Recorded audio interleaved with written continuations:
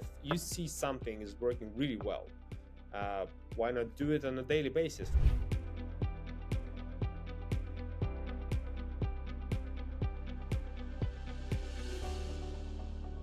So Nikita from Talent today joined us in the Startup Sales Talks. Nikita, how are you today? And thanks for joining. Thanks for having me. Doing good. It's a sunny day in Tallinn, fortunately. So finally, spring is here. So happy to be here, really. Amazing. So let's talk about your sales career. 14 years, you've been working in a B2C, in a B2B, right? Different companies, different industries. So can you tell us more about your experience and how it shaped your sales approach? Yeah, it's a funny story that I kind of did it all. I did B2C sales. I did door-to-door sales. I did shopping mall sales where we sold those tiny internet sticks where there was no 4G internet around.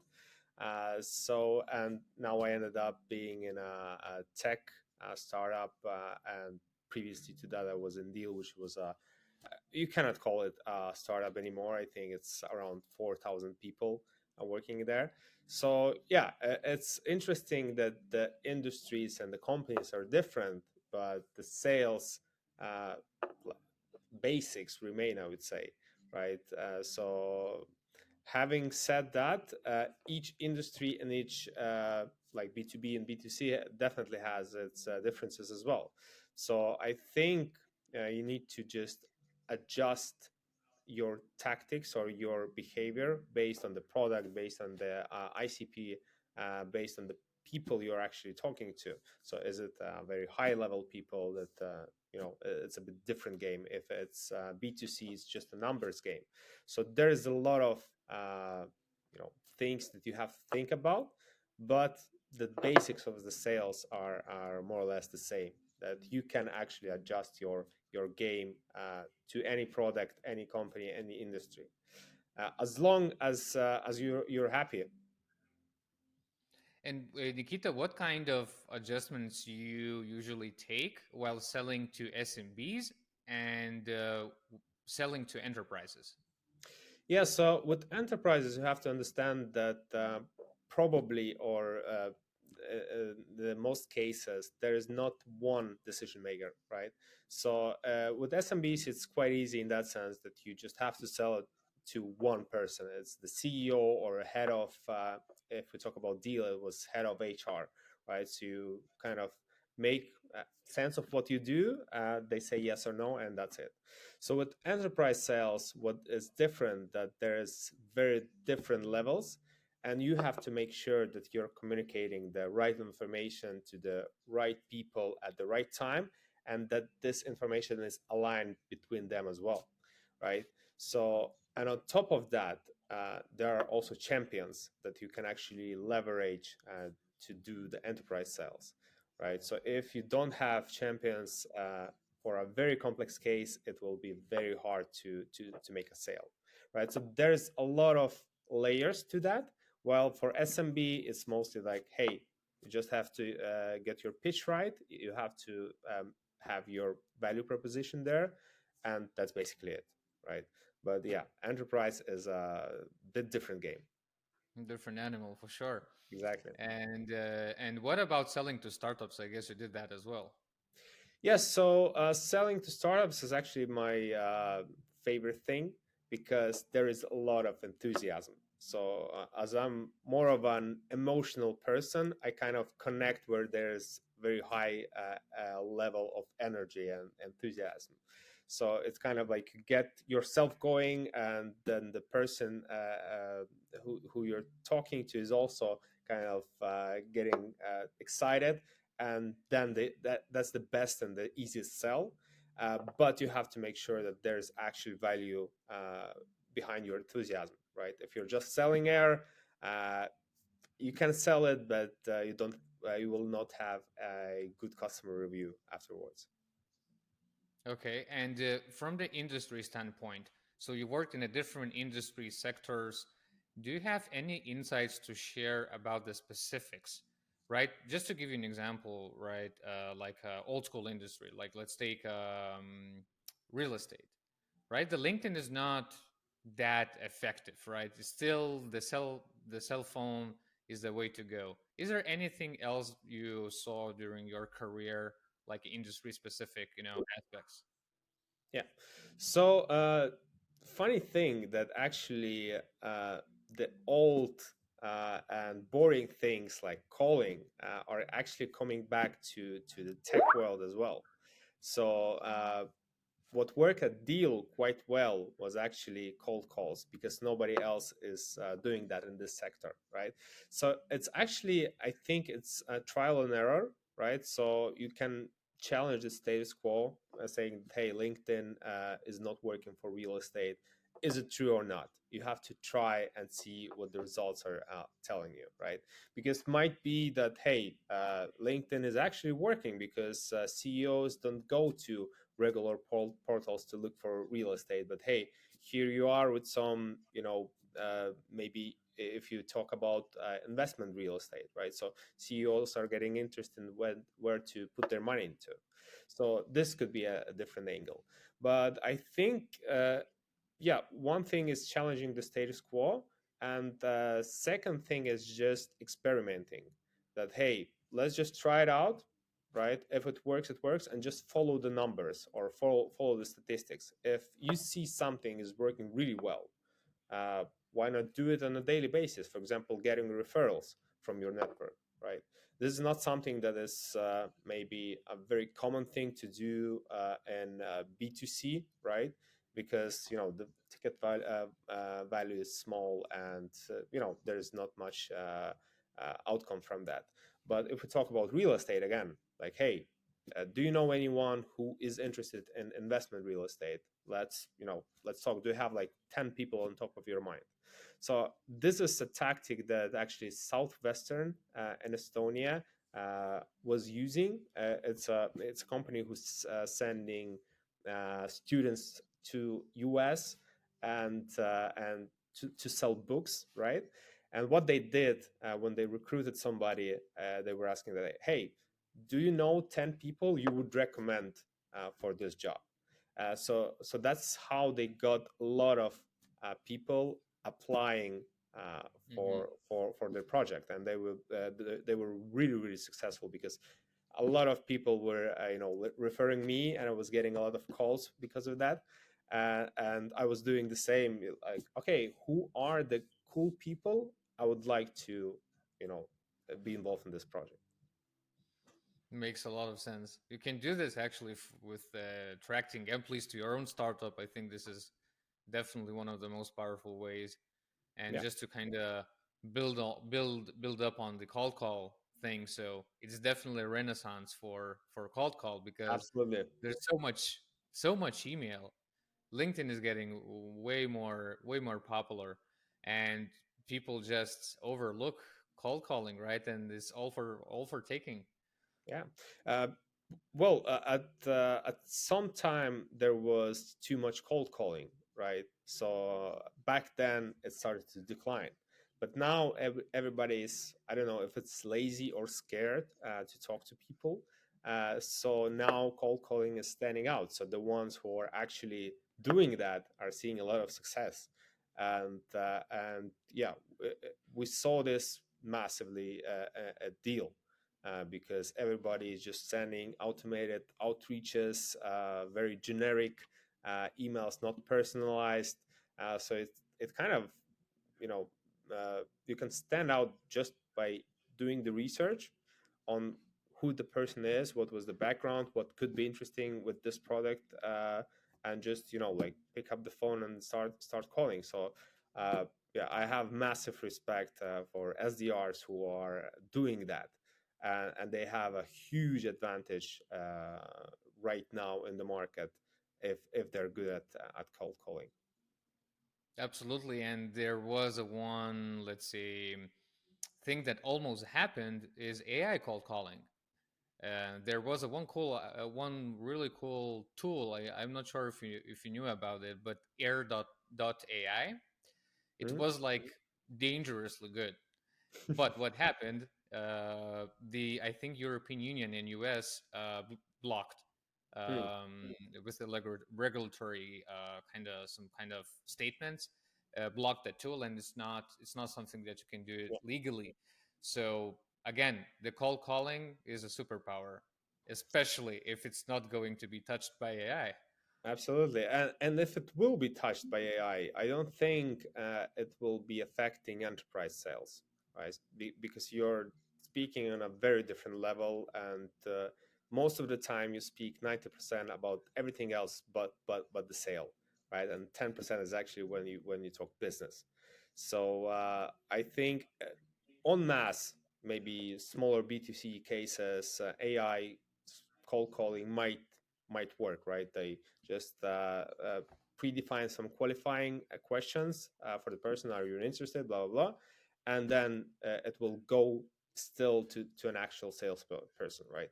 And there's a lot of another trend that actually we discussed on the last event in our community was that hey. Now we see a lot of self-serve platforms or self-serve selling.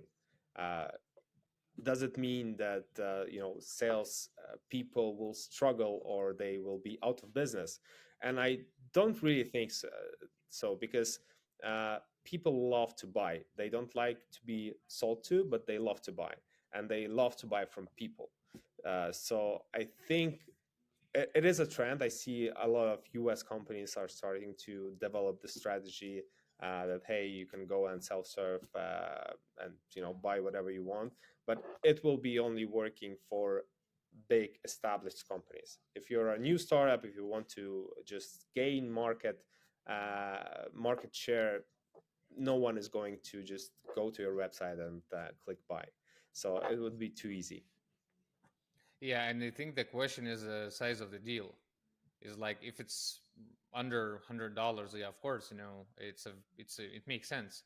Yeah. But if we talk about enterprise sales, like 5 digit, 6 digit deals, I don't see a world where self service would be as efficient as the humans doing that.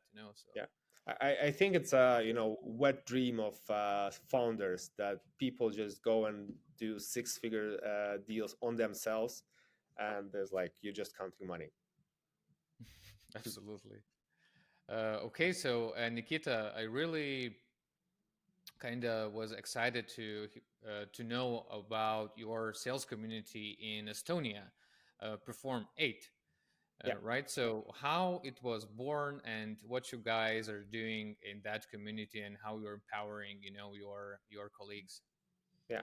So I was always attending different kind of communities and events. It was business, it was marketing, it was startup, but I was always wondering that hey, why there's no community for sales guys.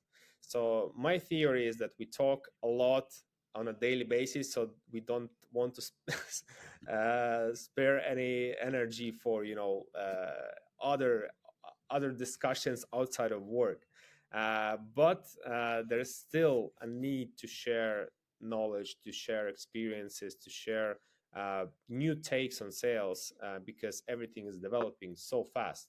And as we discussed with you just a minute ago, that there are new trends like AI, cold calling, self-serve selling.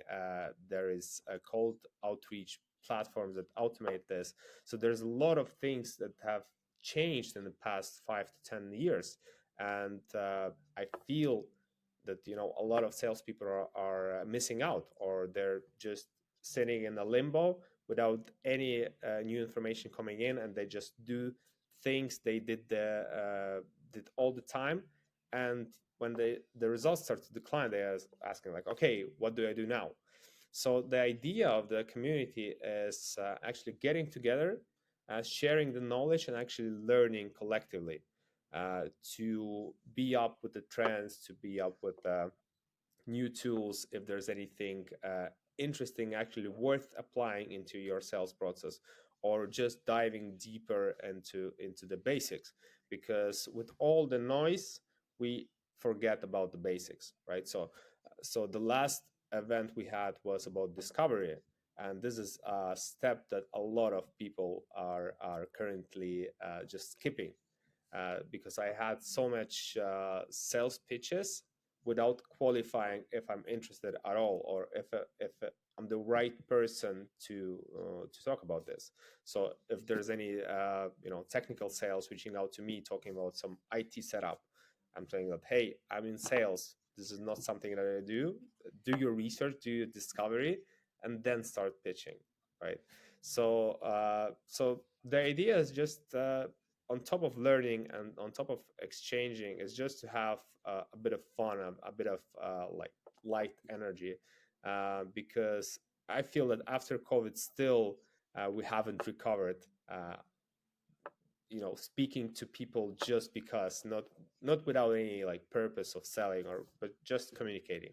So that's a skill that has been underdeveloped in the past few years. Yeah, and do you have any great, exciting plans to share that you're going to do with the Perform 8 community in the future? Yeah, so currently we are doing one offline event a month in Estonia, and we're gaining momentum because first one was more of a proof of concept thing. The second one, we found a very good venue in Workland. It's an amazing venue. I think it was the best in town, and we're growing in the numbers of members. And yeah, as you know, Latvia, Lithuania, and Estonia are all broader countries, and eventually I would like to expand it to a Baltic level, because there's a lot of things going on in all of the countries, and we sell to one another anyways. Like if you're getting a position in the Baltics, you sell to Estonia, Latvia, Lithuania, right?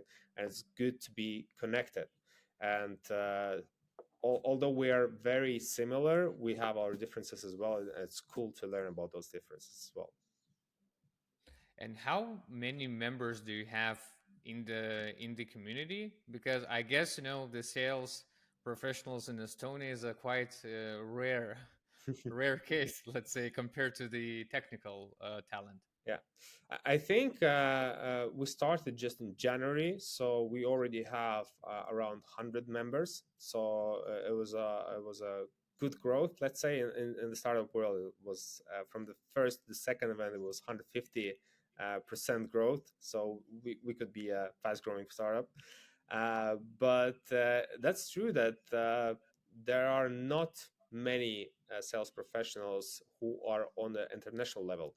We are kind of very local and very classical business model based. But thanks to startups being developing here, we have more and more expats coming here, and we already have discussions with some of the organizations that focuses on expats, because it's a good place to connect, a good place to just get new friends, right? New professionals. Maybe you will get new career opportunities thanks to that. And that's the whole idea. So it's absolutely non-profit, just having a good time, having some exchange of on knowledge and expertise. And that's about the Performate sales community. Great stuff. And you mentioned expats, right? Trying to involve them in the ecosystem, right? So and of course you can boost a talent base like that.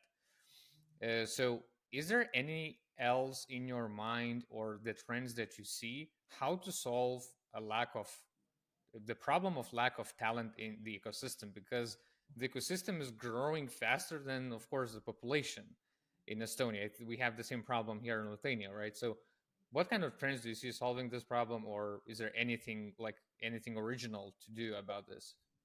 Yeah, not affiliated to Deal anymore, but it definitely is one of the solutions that you can actually hire anyone, anywhere. If you need a sales guy, but you're an Estonian company, you don't know what is the labor law in Brazil, or I don't know, Montenegro, but you need a salesperson from there. So you don't have any borders anymore. You can hire them as a contractor, you can hire them as a full-time employee. So this kind of like opens up the borders. But what problem we are trying to solve with the local community is actually foreign companies hiring Estonian professionals, because uh, right now, and you probably agree, is that a lot of foreign companies are looking either US or UK based sales professionals on a high level. If we talk about enterprise sales, if we talk about sales managers, etc. So we do have a lot of talented people here in the region as well, but there is some kind of rule of thumb that if you have a high level salesperson, it has to be from US or UK. So, and Hmm. we're yeah, we need to stand out. We need to prove that we are not worse, that we are on the same level or even better. That we have cases or big deals, 5, 6, 7 figure deals that we're closed thanks to being in Estonia, where we have a lot of big startups or successful companies, who are using our services, right? So that's the broad idea, saying that hey, we're not worse, right? We're on a good level, and but we have to be constantly learning for that, and we have to constantly be proving that as well. Yeah, so maybe it's already happening. Are you trying to attract some kind of speakers or guests from high level sales executives to kind of teach the local community here? Yeah, so we invite people who are specialized or are professionals in this area, right? So both local, currently there are only local speakers, but eventually we want to invite, very international, very known sales professionals to just share the knowledge and, on the one side, understand why, uh, you know, uh, they are standing out and how we can do the same, and if there are any secrets and special sauces behind their success. uh, so step by step, I think we're getting there. It's a good start, because a lot of people have been saying, hey, we're missing something like that. And there are a lot of sales professionals in startups in Estonia working with very big deals. So it's kind of like we have to just provide the stage for them to shine. Absolutely. That's one of the missions of of this podcast actually, is to kind of find these kind of people, that they would share that it's completely possible, because agree with your point that at least in my career, like 2 out of 3 managers I had been from US, Yeah, right? And it's been Lithuanian companies. yeah, So I completely agree with this point as well. That is something needs to kind of be more exposed and show that it's possible. yeah. And we touched upon a bit about enterprise sales, right? So you worked at Deal, huge company, right? You try to get the enterprise clients on board, and with enterprise sales, it's a hard to build trust, right? How to get that trust? What is your take on that? What kind of tips and tricks you would suggest other folks working on the enterprise level? Yeah. I think one the first one is very very basic, just being a normal human being, right? So you actually respond in a timely manner, you're respectful, you're acting professionally, and you try to remember that on the other side of the table there's also a human being, right? They have their own goals, they have their own responsibilities in the company. So whenever you talk to a person, if it's a CEO, if it's a HR, just try to keep in mind that they have to do their job. And if you make it easy for them to listen to you, or you just lay out, okay, here's why I'm approaching, here's probably what you are looking for, this is what we are doing and how we will make your life easier, right? And just I'm a fan of eliminating all the like tricks, ninja hacks, etc., and just focusing on actually communication and laying information out in that way that it's easy to perceive, and it's actually makes sense for the person that you're talking to, right? Because if you go to a very high level executive, right, and you start doing some kind of like tricks, they can see through that, right? But if you get to the point, if you're actually saying why you decided to reach out, right? A classical example that, hey, I saw that, for example, you're in an insurance company, and probably you are doing a lot of refunds to your clients, right? So what we do is actually, making this process simpler and more cost efficient. Are you interested to talk? That's it, right? It's not about like, hey, like I do some automated outreaches, send 10 different emails in a row, targeting different pain points.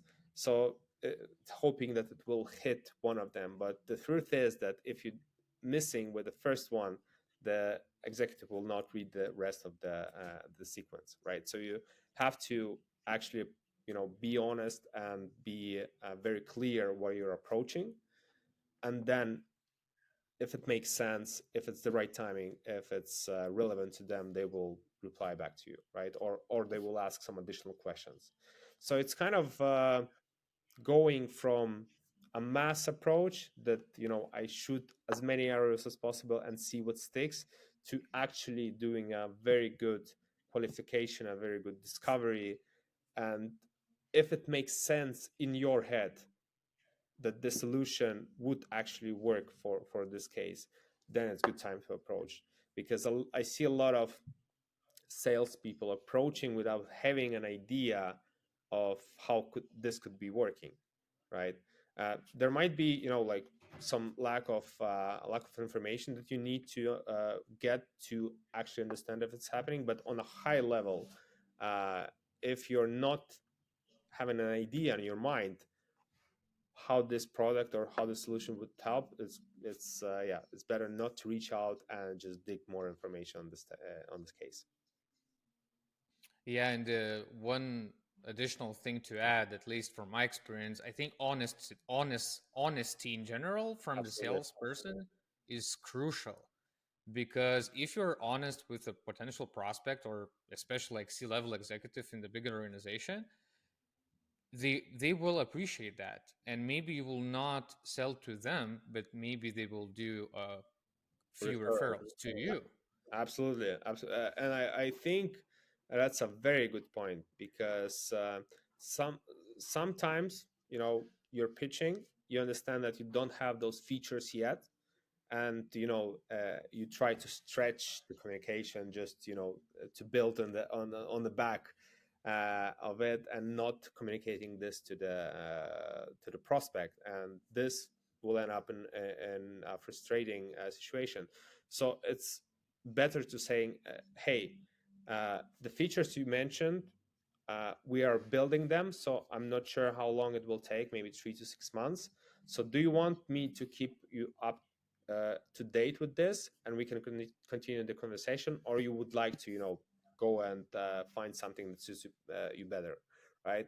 And it's absolutely true that they will respect that you respect their time, and they maybe will say that, hey, I'm not a good fit, but hey, I have a friend who's looking for something that you're offering, speak to him, right?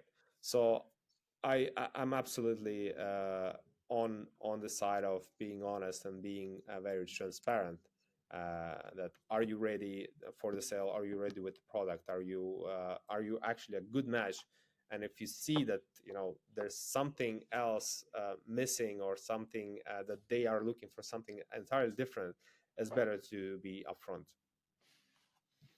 And you mentioned that in a big organization, there are multiple decision makers Yeah. while pushing the deal forward. How do you include those decision makers, and whom are actually those decision makers involved? Yeah. So what I've been doing is actually I approached the highest level, for example, the CEO, saying that, hey, this is, for example, with Brite payments, right? So we are doing payments, and would like to know that if I should speak to you about this, or should I first check with some of your team members who are specialized in that, and then if it makes sense, we come back to you, right? So it's kind of like if you're going from a high level to lower level, it's an easy thing to do. But if you sell to, for example, payments specialist, and then you go to the CEO, it might be very hard to do, because the specialist maybe is uncomfortable to be pitching something to the CEO or proposing something to the CEO, because you don't know what's the decision structure there in the company. So I would start from the very high level to just understand what's the decision making process, or who's responsible for this area product, and then go from there. Because if I will send an email saying that, hey, your CEO asked to check this product with you, can we schedule a call, it will be 90%, 95% a yes, right?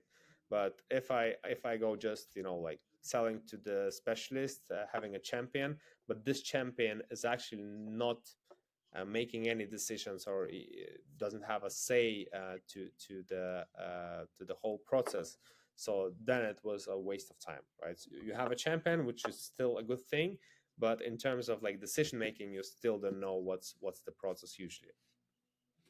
Yeah, and what about CFOs, like financial decision makers?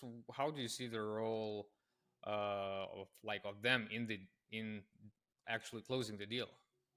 Yeah, so it also depends on the company, right? So sometimes CFOs are just the numbers guys, just are having a very limited um, responsibility or area of responsibility, so they are not involved in the decision making process, right?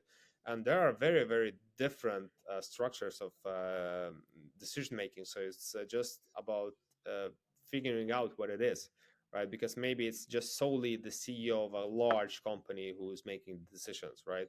Maybe it's a CEO who wants to delegate as much as possible. So, for example, with Deal, all the HR related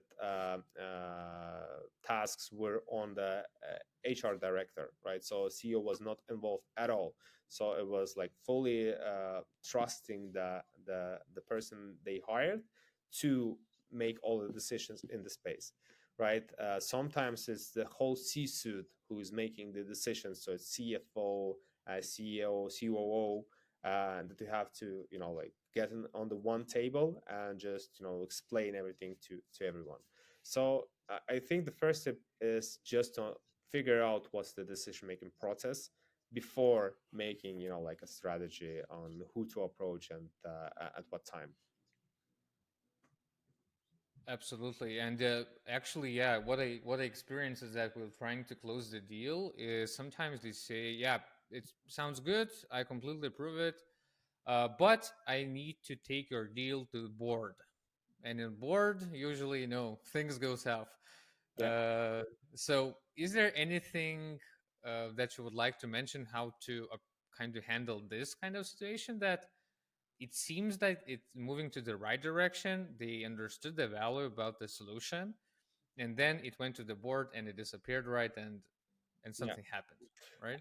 I think it's the same thing. Like if the highest level is the board, we should be speaking to them, right? And if it disappears, we can ask our champion who bought this idea that, hey, what happened, right? How I can support you? Do you need like maybe some sales materials? Or the worst thing that can happen is somebody else doing the sales for you, right? So you kind of you have a champion, you can send them all the materials that you have, you can send them everything, you can train them, spend a lot of time on that, but they will not be able to sell your product as you would do, right? Because it takes a lot of training, it takes a lot of commitment, and then they have to be incentivized a lot to do that.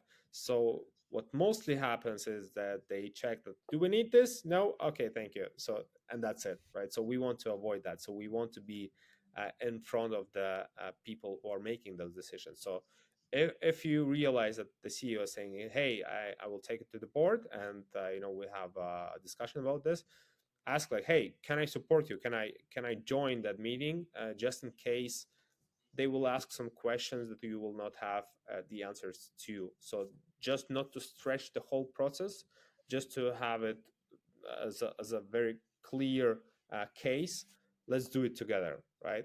That would be the best thing to do. So if they go solo, uh, there's a high chance that the deal will just disappear, because couple of a couple of questions that the person will not be able to cover is yeah, making the deal go bad. Such a great tip. And Nikita, you're obviously knowledgeable in sales, and you have quite good of experience. But still, in sales, you always need to learn new stuff. What is our go-to learning platforms or materials, books, podcasts that you follow in order to, be on the top of your game? Yeah. So actually, that's the why behind my Performate community. So I want to learn myself. I'm not too active in reading, and there's a lot of material out there in LinkedIn. You see, everybody is actually posting content at the moment, and there's a hard time to distinguish which one is good, which one you should focus on. So basically, the idea of the community is to get topics that are interesting for you and for everyone else, and just invite experts to listen to that. So I'm a big fan of real life communication. So that's why if I want to learn, I go to communities, I go to events, I speak to people. If I know that somebody is very good at something, I will invite them for a coffee. So I'm trying to get as much offline as possible, because I do think it's, again, an anti-trend, that everywhere else is just too much noise and you have to stand out by doing something differently. And I enjoy just talking to people and picking their brain on both professional and just personal stuff. What was the most interesting thing you learned over the past, let's say, few months, or let's say this year? So this year, you mean 2024? Okay. Yeah. So I think just reflecting on my career, I just want to share that as well, because I do feel that a lot of people, salespeople, are stuck somewhere in their careers, in their jobs, and are afraid to take a leap, right? To change the job or change the position, going from AE to SDR, or from AE to partnerships, or whatever the switch is. Uh, so my advice would be just, if you're feeling that you're not in the right direction, in the right place, or in the right position, just take the leap, because I see a lot of people just sitting in the same place for 5 or 10 years, not developing, not learning, trying to improve something. But sometimes there are obstacles that you cannot overcome in that company, because of the manager, because of the structure, because of everything else, right?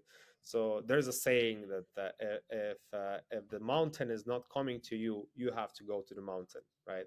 So instead of waiting for something to happen, to something to change, like next year they will change the manager for me, right? Or next year this will happen, that will happen probably. It's not betting on the probability, but just taking action yourself. So it's a very, like, generic and very known thing to just do it, like Nike says it. But if you put some context behind that, it actually starts to make sense, that if you're not feeling happy, satisfied with this position, this company, this approach, just start changing something. And it might be turning up that you change for a worse company, worse position, but it's also a thing that you learn about yourself. You start asking questions, that why it's not the right place, why the previous one was better, so you know actually what you will be looking for in the next endeavor, right? So I think, yeah, mastering yourself, mastering your mind and how you work is very crucial. So I think it's a great thought to finish the podcast with. Nikita, thanks a lot for sharing your thoughts and for your time. Thanks, Tom, and good luck with the podcast. I think it's an amazing thing that you're doing, and just keep going. I love watching your episodes. Thank you. Bye-bye. Thank you.